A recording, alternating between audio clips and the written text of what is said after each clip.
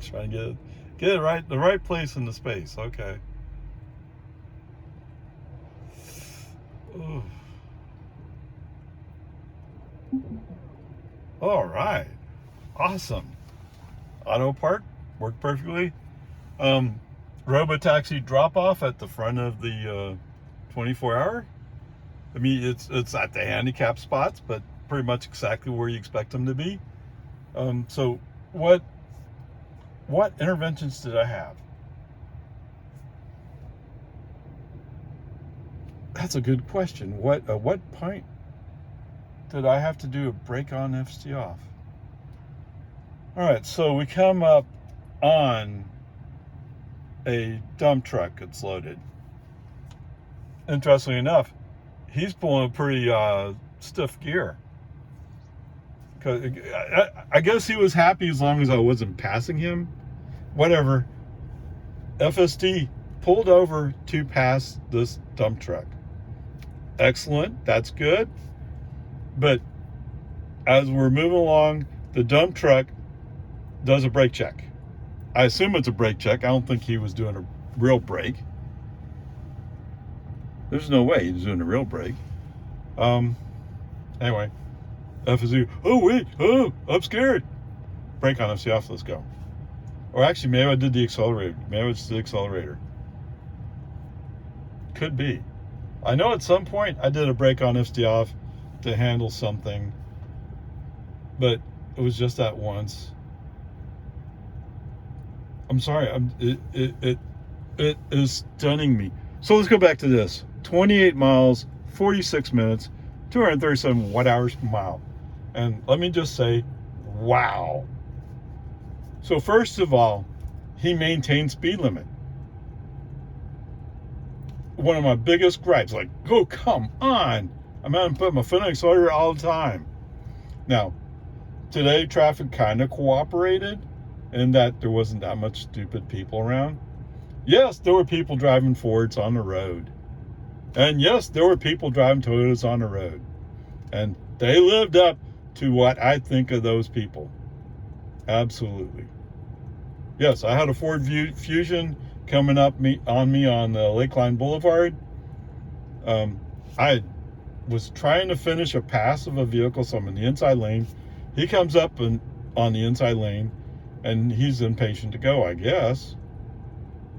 But I guess he felt like I was clear of a car, but because he's choosing to storm me, I mean, roll up on my bumper. Before it was like he was back just far enough, and all of a sudden he made a surge, and that took my attention away from the road. Right? Are you listening, tailgaters? You take my attention away from looking at anything else, that means I can't finish a pass. Let that sink in for a minute. Because of his actions. But fortunately, I moved, as it turns out, I moved up far enough. He had space to go around me. And guess what? He's turning left at the next block. Why? Whatever. Yes. Once you're a Ford driver, you have that imprinted in your brain. You can't help yourself. Interestingly enough, at the next traffic light, okay, I said a block. It was actually 2 blocks. Okay, whatever. At the next light, he's in the outside lane. I'm in the outside lane. He chooses to move to the inside lane. Like, he wants to race. Oh, let me show you. Okay, I'm FSD's driving today, and it's limited to speed limit. So he kind of took off, but then he's riding his brakes the whole way. Yeah. Brilliance in action. Okay. But it's a Ford driver. It's a Ford Fusion, right? Did I say that? Okay, whatever. I'm trying to remember where else. So today is amazingly different from the past few weeks. In fact, let's go back and look at it. Let's go back and confirm. I'm still on 12.3.6. It's not the same 12.3.6 I was running just last week. Okay? Maintained speed limit. Several times, he moved to go around somebody. Oh, there was a point where he started to move over and thought about it and kind of got stuck. Brake on FSD off. Anyway, there's some places where you needed to move to the left to go past somebody, and he did it. And after he finished the pass, he actually came back to the inside lane, the outside lane, which is where he prefers to be nowadays. Okay, that's good. That's actually great. And he did it up on US 183. Oh, so as we approach, what is it? Research, the frontage road, Bell, whatever it is.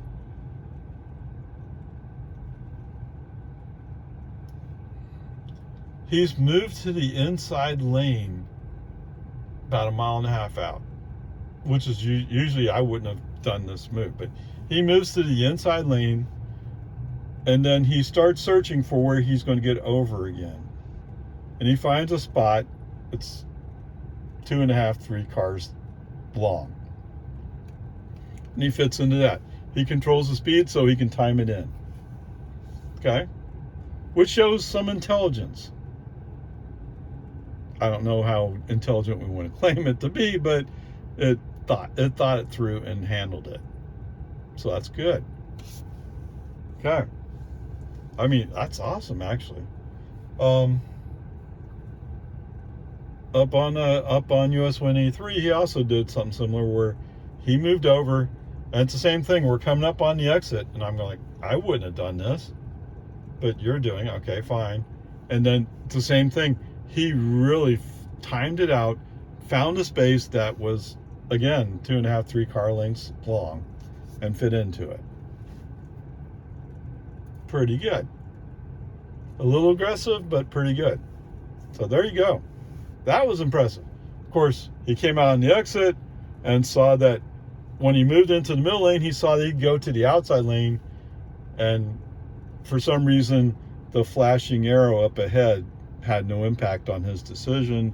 The flashing arrow, of course, says right lane closed ahead. And we're going past that sign to get into 24 hour. Okay.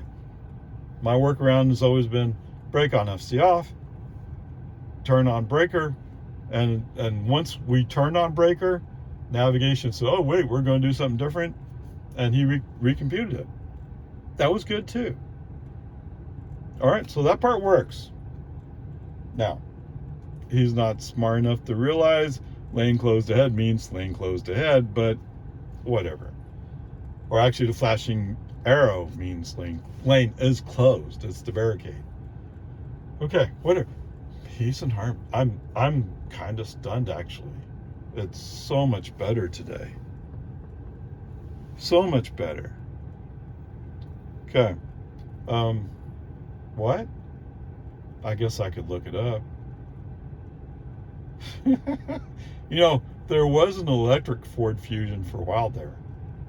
I guess I'll go look that up too.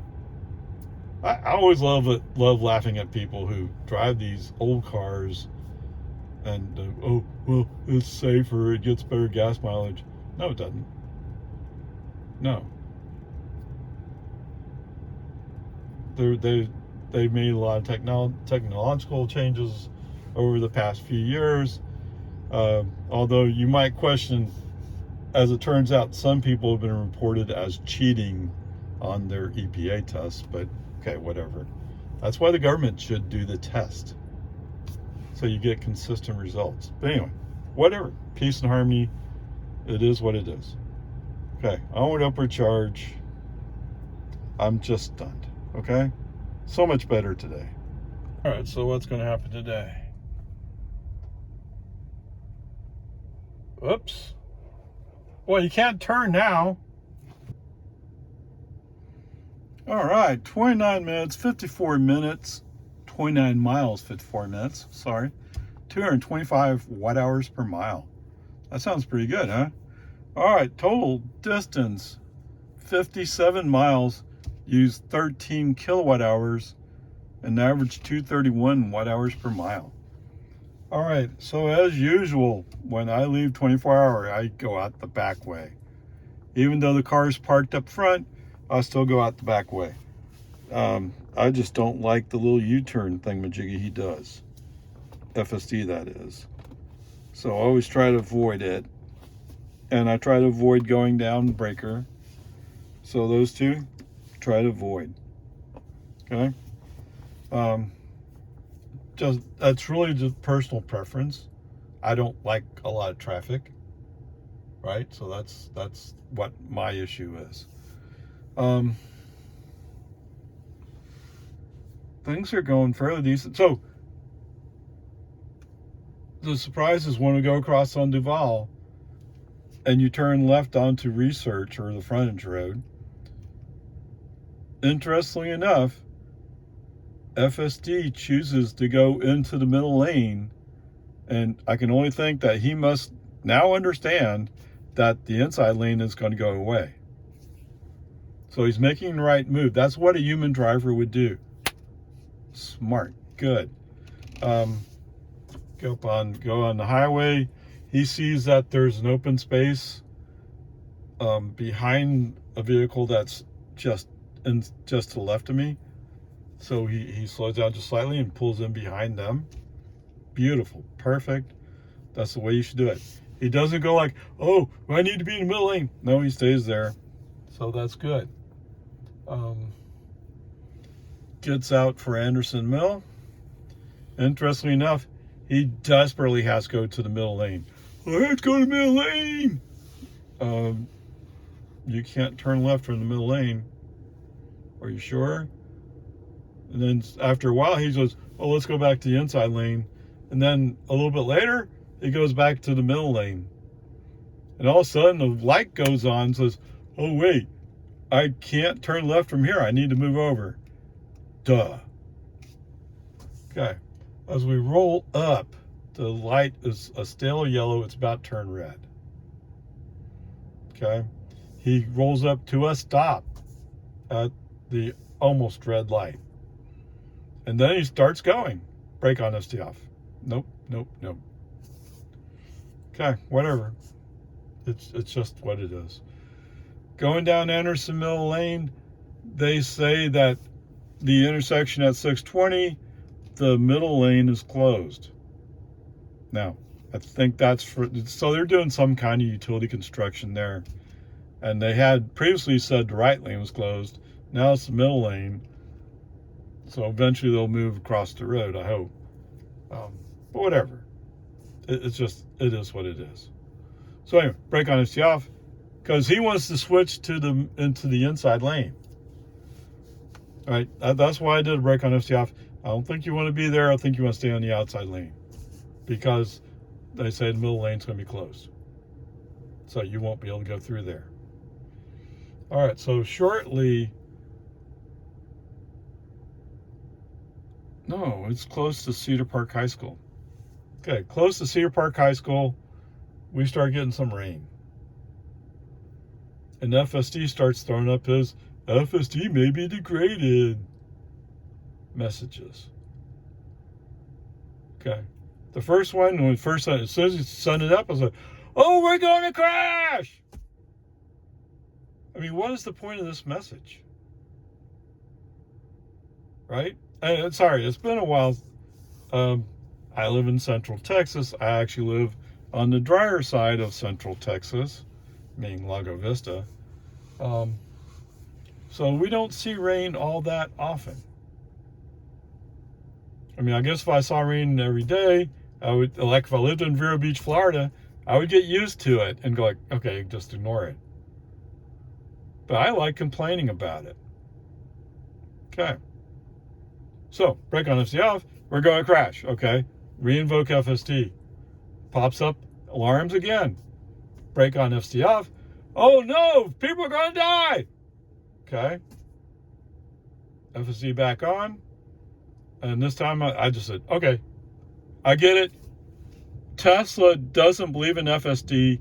Brake on, FSD off. FSD off. And I just drive. Now, to be fair to FSD, there was a guy driving a dually flatbed, pulling a trailer with a motorcycle on it. I mean, sounds like overkill, but whatever. I mean, that's what he has to do, right? Anyway, as he comes up around the corner, he's coming out of, what's that ranch? Dietz Ranch? He's coming up out of Dietz Ranch, going eastbound or going westbound, same way I'm going. And as he's going, his wheels are spinning and he's sliding sideways. Okay, so the road is a little bit slippery. Okay, fair enough. But because Tesla says FSD will not work in the rain,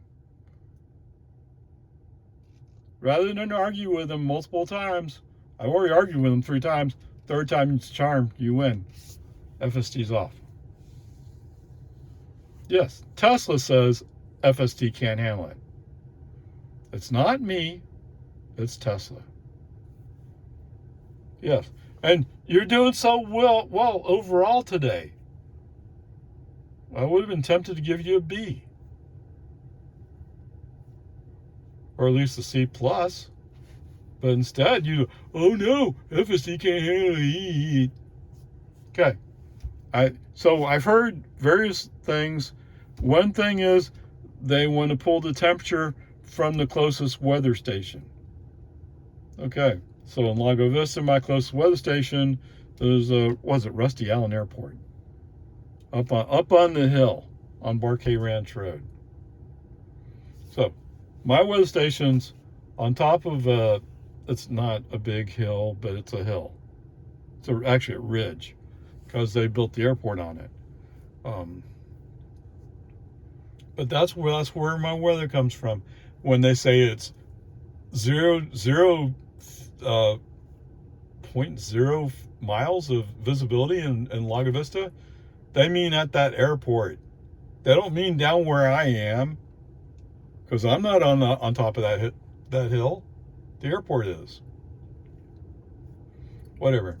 Peace and harmony.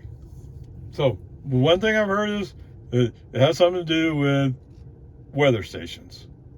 The other thing it appears to me is it's the number of times my windshield wiper wipes. If I wipe 2 times, FSD is starting to get concerned. If it wipes 3 times, FSD go, oh, I'm definitely maybe degraded. Oh, whichever one, I don't care. The thing is, he sounds such an alarm. Oh! And then if he feels like you're not paying attention, he has to, oh! What? Oh, are you catching up to the fact there might be a little bit of rain? Dude, I've driven a lot worse than this. I've driven a lot worse than this in a Tesla. And you could see where the road was, because that's how good their cameras are. But this feels like the legalese boilerplate in case something does go wrong. Oh, well, we told you might be degraded.